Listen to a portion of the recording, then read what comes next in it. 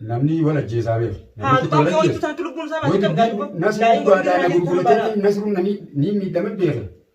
Anas akkuma nam tokkotti anis nama akka sana dindisu. Yoo dubbiin dhugaa tuubate yommuu dubbiin tun dhugaan taane nasruun yakkama ni yakkama. Dallaa ta'e taate anuu naaf isaa ta'u. Dallaa kana fixaa jiru obbolii. Anuu dhiiga Oromoo san akkas godhee anuu nasruu cinaan dhaabbadha. Assalaamu alaikum warahmatullahi wabarakatuh. Kabajamtoota hordoftoota keenya akkam jirtan? Nagaa fayyaa jirtu? Jirtu gaa caaluu hundeessaa nu dhiise achumaan namoonni dadhabde. Egaa hordoftootaa fi kabajamtoota keenya harree isittiin argama. Obboleettii tiyya akkuma viidiyoo duraa irratti yuutuuba keessatti agartanii turtan. Akkuma agartan waan isaan natti himan akka manguddummaa dhufanii nasruu yookaan gola artii Oromoo yuutuubni isaa isanatti himachuu dhufan. Isiniifin jibbaadhaan jee sanii kanarra isii birattiin argama. Gaa namni wanta namaa lafan kaa'u mee dura isii salaamtaa isiniin jetteetiin gama haasa'u guyyaa seena. Salaamtaa jee. Assalaamu alaikum warahmatullahi wabarakatuh. Kabajamtoota fi hordoftoota kiyya akkamiin jirtanii nagaa qabdanii isiniin jaa. Wanoo dhufni gaaras walitti deebinee akkuma duraan isinitti dubbatee dachaas kalee bira dhaqeetiin ture mana keessatti wanoo har'a dhufee na biratti argama. Inshaallah mee waan dhufeen wallee nasruu sannaa argee fi furmaata waan inni naa dhufeen gaa nama isarraa baruuf hin deema. Akkas mee obboleessaa hedduu bakka mee. Galatoomii eegaa hordoftootaa fi kabajamtoota wanni nun dhufeef akkuma beektan akkuma viidiyoo hojii argartan ani imma waan hin dhufeen lafan kaa'u jeetiin dhufu. Nasruu dhuga wal beeku. Yeroo muraasaaf waliin hin turin malee ammana isaan beeku duraanis itti himeetiin dhufu. Mana isaa jijjiiratee jechuusan bilbila itti bilbileetiin wallee mana jijjiiratees naan jaala nama kun gaggaafatu. Dhabi iyyaafadhe hangaan danda'u jechuu hoji. Namni waan biraa tanaan dhufne sana naa himu dhufte. Haala namni tokko dhaabumee waan si gaddisiisuu ni tokko. Waan siin jiru jira asirratti. Namni tokko ammumaan ta'an dhuftan bara. Eegana dhuftan tokkuma jidduu bullee. Biyya tokko jidduu bullee. Kanaaf ammallee akka isin nani fanneefiin dhufe'ame. Lama daganaa miilaa hiyyaan barbaadee waan hin irra ga'u isinitti deebi'a. Wanni inni dhufeef anamma jecha tokko kan guyyaa mana keessatti viidiyoon irraa waraabdan waan dubbattan qabdan. Wanni dubbattan namallee itti erginee mana isaallee maarree jettaniiti akka nama gartee keessatti haddaddi gurbaa kana hin dhiifnu waan jettu akkaan isinirraa arge. Namni dura namaan nama ijibbaata. Natti himtan anamma hangaan an jala deemee yoo barbaachisaa ta'e namallee dabaladhee iyyaafadhee waan inni irra ga'u adda baafadhu akka hin sossoonu akka tarkaanfiillee yoon isin keessa jiraate hin fudhan. Kanaafin obsaan akkana eeggattan kana kan hin dhufeef. Akkana ni fannee. Gurbaan sunis akkuma kanatti gaasuma dura wal agarree harahaanii wal arganii turanii isaa osoo barbaade isaa deemu gurbaa sana argate. Gurbaan akkasitti mana inni beekaadhaan wajji deemanii akkuma reefu siin jee inni ifa nama si beeku arge ijoollee qajeelchee jira deebi'e. Ijoollee sana illee bilbilli isaanii cufaadha. Ijoolleen ergaa barbaada kutte. Gaafa argametti nama qabee harkaa qabu akkam goone mi'a. Amma isa hojjechaa jira Faraansa. Farhaan amma mana isaa jira. Itti dabalee xiyyaama. Inni maalirra jira sila? Efa gaamas gaafaalee si biraa adda deemne ijoollee reefullee dabalee gaafadhee ganama kana. Ijoollee sana jiran. Bilbila isaanii wallee ishaan irra fixee taate hin beekne kan ijoolleen kana kuttee sun agarree bilbilli ijoollee naan buune jechuudha jiran mallee.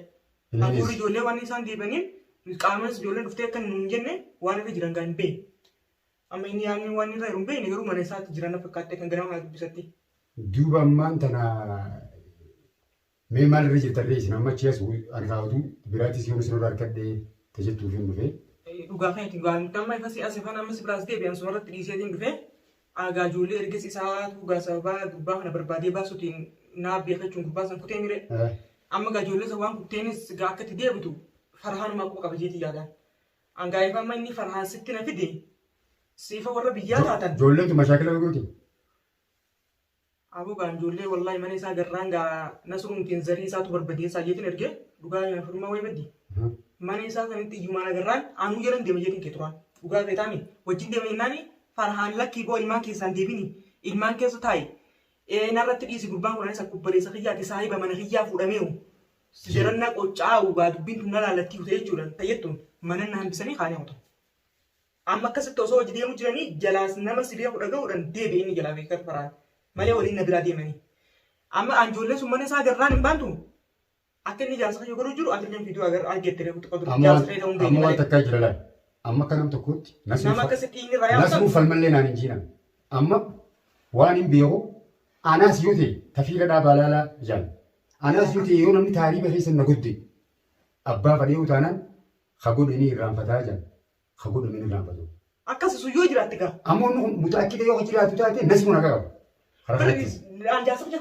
Ammoo namni namarraa namaa yoo wal ajjeesee namaa sotta mataa. Akkasii sababa jettuun inni illee dhufee naan mareetee ture faraan tokko dura mana kiyyaa dhufee dumaashii kam jette iyyee naan mareete. Hayyee gaa harkas darbu bu'aa gamma duraa gaanaa kana cabxee na yaatu shurxaatti geessee fixayyeetiin jechuun guyyaa meeqa fuula isaan barbaadaa ture jechuudha. Harkas darbu hayyee gaa bu'aa karaa tanee dubbii dhiiraa dhagahuun gaariidha. Egaa ani tun nama jaarsa abbaa mana irraa qabameen waan hin godhuu fi waan hin dhiisu waan hin beekneef mee kiyya qofaan hin deemu kana makaan illee haadha gawaayee harka san darbu ba'uu baana jeetiin ka'ee jala karaan kee dhufe garuu gisee osoo dhufillee akkuma inni naan jee ture atis illee nuti warra biyyaati naan jettee turte. Dhugaadha tokko biyyaan hin beekalleedhaan isuu kana naaf illee qabama. Asittillee zamanuma kana walitti hin namallee walitti dhiyeenya qabna. Ammoo namni jireenya adda fageessa as keessa magaalaan guddoodha adda fagaannee amma maaltu jira seete amma dubbiin warra taalibaatu ana kana tokko gara na guddi. Amma yoo ni fi jaarsi feetiis waan kana haa godhee jiraatu teete gubbaa naga qaba. Ammoo ati amma falmuuf hin dandeessu. Amma yoo isaa dhugaa dubbachuuf namni tokko isa kana bakka jiru yoo garte amma mootummaa irra dhabde mootummaan nama kana harka feeti. Nu tokkomaa achaa jiran. Yoo gartee mootummaa geessitee lubbuu namaa dhufa mootummaan hin dhiiftu jechuudha. Abbaan mana suusa naatee immoo inni sitti dhufee gara kee dhufee mootummaanis haa ta'u akka fedhes haa ta'u barbaade jirumaan jiraame iddoo tanaan dhafiin kun mul'attee dhufte nama biyyaa jechuudha dhageenya sitti dhufne wanni sitti dhufneef dubbuma sanaa akkanaa bartuuf anamma wanni irra yeroo sitti immoo shakkii wanni qabu jaarsa kiyya nasuu dhimma biraatti qabe namaatu itti bitameeti qabe malee waluun beekani dallaalaa miti jaarsa kiyyaa yoo dallaala ta'e barni hin beeka namni yoo dallaala ta'e namni nan beeku yoo dallaala ta'e namni qofa mana kiyya dabree narraan dabree ni dhabama inni hawaalaa irraa buusu ni dhabama. Egaa sooshaal miidiyaa irratti olbaasee akka fedhe godhu jiraami. Namni tokko ammaan tana miidiyaa kanarraa haa isa kana ni beekne jiru. Bakka biraatu dhaqni haa insarraa ni dhufe haa isa kana bakka kanatti irraan dabre hawaalaan irraa buusee ture jaarsi gubbaan kun dallaalaa haa jiru kun oomiyaan maasaa bahu. Mee dhugaa jiru rabbi haa baasu baay'ee. Nama ni bitameen jechuudha jira sun haqa rabbii. Amma dhugaan yoo haas bahu ta'e yoo jaarsi taalii badalagee nama kamiidhaa turu ta'e nasuma qofaa uummiine dubbiin biraatu as baati. Namni dallaalaa tokko ni dhokata. Amma dallaalaa nama hagam beekuu qaba. Qaayini irraa dhufee nama tokko irraa hin dhufe. Tokkichi dhufe sun saaxiba hedduu qaba. Isa irraa nama hedduu bari. Saa walala. Namni dallaalaa tokko damee qaba nama qaba namaatu isa bara. Namni kamittuu seen olkee guutummaa tokko hin dallaalaa ta'a. Inni maatti kare akka duraan viidiyoo biyya kanarra naan jettetti ama saddeet dura akkana godhe. Ati siifi malee ama isa hojiirtani. Munki hojiirachuu dhabuun mala siifi jaarsa keessatti wal fuudhuu dhabuun mala na fakkaata. Ama saddeet dura wal fuutanii jetanii isaati. Ala biyyan jira mana asin jiru. Oke kubang qabdu jechuudha. Akkatti kubang qabdu. Qabamee efa galee booda naaf nama taraa hojii deemne gaafa korona hojii deemne. Gaafa san waa isaa kubang qabda. Ta'u mala dubbiin. Dubbiin tun ta'u jiraachuu mala. Namni tokko ragaa maaliif dhabamee ajjeetu dubbii sanarratti? Maaliif kadhabamu ta'e ragaan? Namni tokko amma sooshaal miidiyaa kanarra inni dura viidiyoo maxxansuutiin sababa sanii amiin tun sooshaal miidiyaa kana faara. Nama tokko illee hin beeku. Yuutuuba namaatiin lallaala malee waan yuutuubaa keessa ilma hin beekullee. Sababa sanii inni dubbii sana ol baasee boo dubbiin tun karaan deemti jechuudha. Mormatuudhaan bee mormaaf hin beeku. Waan kanaan jaarsa kiyya maqaa balleessuu hin qabu dhimma biraatiin qabate jechuun hin beeku isaan isa sooshaal miidiyaa irra baasuu baatanii ammaatu na baase sirriitti akka deemutti bakka dhageetti iyyaafadhaa jala deemee qabu muukam. Amma dhugaa qaqaa qabda magaalaa tana keessa atuma sitti haaree malee namni waan harkee ol godhaa jira. Yoo yuutuuba kana alaa jiraatu taate dubbii baasaa deemaa jira qiyaamaan banamnu ta'uuf deemti yamani taate jedhanii malee amma ati jaarsaa sirraa qabame haa qabee harkaa qabu Oromoodha. Rabbi harkaa siif haa baasu rabbi nu haa gargaaru amma dhaamsi kiyya guddaan gurbaa mana isaa gartanillee akka mashaakilatti hin goone yoo dandeeme nama biraallee dabalannee heeraan wanni kun hangam takka dhugaa adda baafnee jaarsa harkaa fuuna yoo dubbiin kun ka jiraatu ta'eet immoo dubbiin mootummaa harkaas dhaquu dandeessi.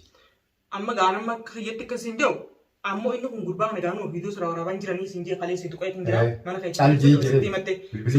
bilbila isaaniitti cufaadha yoo gaa isin warra biyyaa taatan inni saahiba inni qabus ga'aati ni beeyta isin walitti ganda waan ta'eef nama isa beeku barbaaddee mana inni ati beektu si jala na jala jirjirate tuutee madeema mana san si jala jirjirate dhayixee bakka jirutti saahiba kan keessan gaa barbaaddanii si wajji jirtanii nu dura warra biyya sana keessa ture warra biyyaati deemtee barbaaddee akkasii yoo baaftee gurbaasan hin tuqin yoo kayattu taate kan irraa abdii qabu taate asirratti nan dhiisa. Amma viidiyoo raawwaa jiru inni kun halkan guyyaatti akka fedhe godhaa jira. Duuba waa inni keessa jiru hin beeku ijoolleen sun amma ati amma irra dhuftee na bira jirtaanii ijoolleen tun amma sa'a dura amma hoolaa kan ol seente qabanii nasru qabanii fidan ana mallee sitti himadda jeen callisu garraan ana sumatti siliisa. Wayisi. Nasru saayibni isaa dhagee nasru saayiba isaa tokko haalii duma sanii hin beekan. Sun feeku haalisa isaa ta'ee jiraa'u. Haalisa jaarsa kiyyaa hammaa maka sitti qolfu jira rabbi naa harkaa. Nasru qofaani amma dura kan hin beeku gololchaawuuti ni beektaati. Hin beeku san nam tokko hin beeku guyyaa qaban san nama gilee tokko wajjin qabanii kan asirratti argee jiru kan jala kana hundaa wajjin deema narrallee isaa wajji deema. Kun isaanillee dabalachuu hin danda'a. Amma akka amma godhattu kanatti onneen tasifaateeti ani hin dhiisu maarree jechaa jira. Ani ammoo yoonii fi osoonii fi an karta akka baasee dadhabadhee hin dadhabannee dubbii addaan isin hin baaseen dhabee hin dhabneen isinitti deebiin yoo yaa'ii gootan fayyisan jirummaa jira. Bari abboleessa kiyya nama kana harkaa qaba harkanii guyyaatti jira. Duuba mi'a hin tuqini akkana ta'e namni boo dubbii sana akkamitti ilaallan jeen hin jiru. Gurbaan nama dhaga'u yammataan dhagaadhaa abboleessa kiyya mucaan annama akkasii qoomuma akkasiitu takkaan garee boogaa namni yaman keessa yoo ture nama dhugaa ta'a turellee akkasa nama miidha. Dubbii yoo dhugaa ta'a. Haa amma nuti eeyisi ati nama barbaadeessu. Ani yoo namni dubbii illee seefaan qabe dhiifama wajji ati kana narra dhiisee jechuu jirta. Inni immoo itti qixaatu jira qixaanni kun itti deemaa jira ta'u mosorbaan lama akka qabee akka qabu haa dhiigaan fi kanaan turaaf godhe lubbuun keessa ba'u malee waan qoonqootti kan nutti natti kan nutti jiran jee afaan isaatiin hin deema dubbise.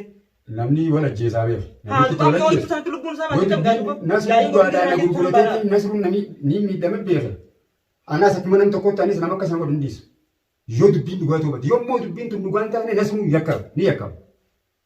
Ammoo yoo ha jiraatu taate nama seeraan dhiyeessan. Isuma sammuu jaarsuma keessaa. Abbaan jaarsa dallaalaa miti jechaa jira. Dallaalaa ta'e taate anuu naaf isaatu. Dallaalli kana nama fixaa jiru obbolii. Anuu dhiiga Oromoo san akkas godhee anuu nasruu cinaan dhaabbadha. Yoo inni haa dhugaan akkas haa ta'u taate an nasruu cinaan dhaabbadha. Yoo ammoo jaarsa kiyya kun akkas hin ta'e nasruun dhimma biraatii qabee maqaa kana irra taa'u taate an immoo isaa ta'ee garaan fasaa gabbuu ta'uu hin dhiisu. Isa dhiise zarii isaa guututti fixu. Kana walumaan adda baafannaa obsa fi cabsii taa'ee eegi. Egaa hordoftootaa fi kabajamtoota kiyya. Tanaafin dhufee mana obboleettii tiyyaatti argama. Jaarsisiitu na duraa qabamee harkaa qaba nasruun. Akkuma beektan miidhaan Oromoo itti fuftee jirti. Hawal miidhaa jiru Oromoo nama biraatiin sabni biraa tokko waliin miidhu. Hoggoggaa silaan Oromoo ta'uu baadhee hin jaallu. Waa'ee hara kanatti. Nama meeqaan wal gataa jira. Ha miidiyaa irratti wal hin baane dubartii meeqa taphachaa jiran. Yeroo hedduu miidiyaa kanarratti ni dubbadhu.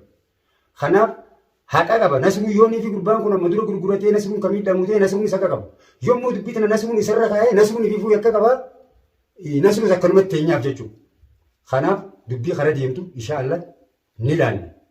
Anis akkuma itti fufetti jira. Imalli nasruu barbaaduudha akkuma itti fufetti jira. Waan hin qabadhee isin dhufu ara chaayinaala asirratti hin argama. Kanaaf nu faana turaa nu hordofaa warri chaayinaala asii kanaaf haaraa taatanis sabskiraayib godhaa jajjabeessaa asumaan yuutuuba irratti ol baate rakkootu yuutuuba irratti ol baase irra guddaa kan yuutuuba hin beekne namni rakkatee gurfe zamanni kun teekinooloojiin kuttuudha namni yuutuuba banateetuma miidiyaa irratti ol baasaa jira jechuudha. Kanaaf akkasii jajjabeessaa illee cinaa dhaabbadhaa. Egaa hanga viidiyoo biraa qabannee isin dhufnu nagayaa. Assalaamu alaikum warahmatullahi wabarakatuh.